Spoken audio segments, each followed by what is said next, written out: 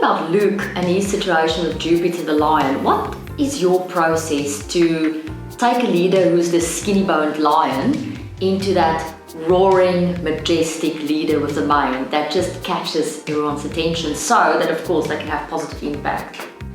The process to do that, honestly, it's just about basically re-engineering. But before you re-engineer, you have to de-engineer where somebody's at.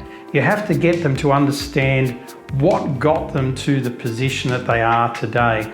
What were the things that led them to be where they are? You know, the strategies that work for us in our 20s don't work in our 30s. Yeah. The strategies that work in our 30s certainly don't work in our 40s or our 50s or our 60s, etc.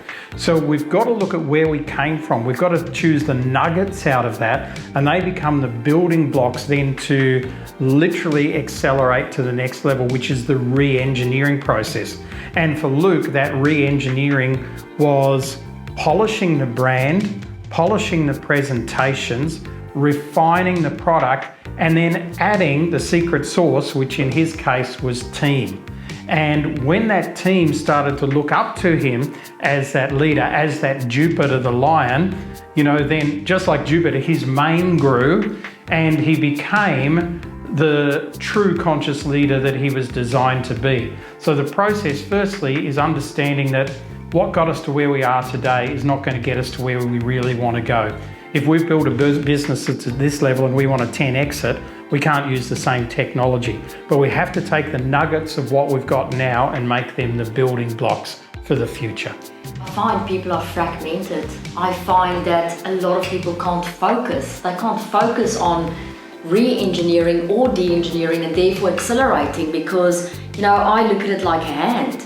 You know, if you as a being... Nice nails. Thank you. If you as a being look like this, you can turn and you can focus. You can go, this is my purpose, this is what I want to achieve on this planet, and in order for me to accelerate, I'm going to focus on that.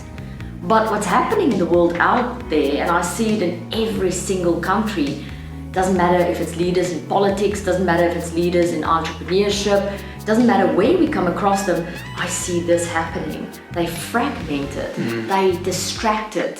I know me and you had a very cool conversation about this one day in a hotel where we said we called it diversion.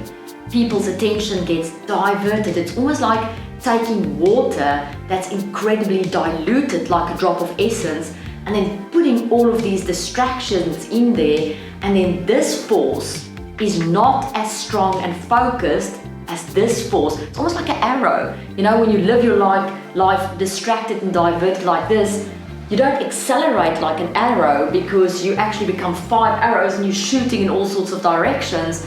Whereas if you're this one arrow and you're super focused, and I know you have phenomenal techniques for leaders. I know later this year we have a phenomenal opportunity for leaders to accelerate in Greece.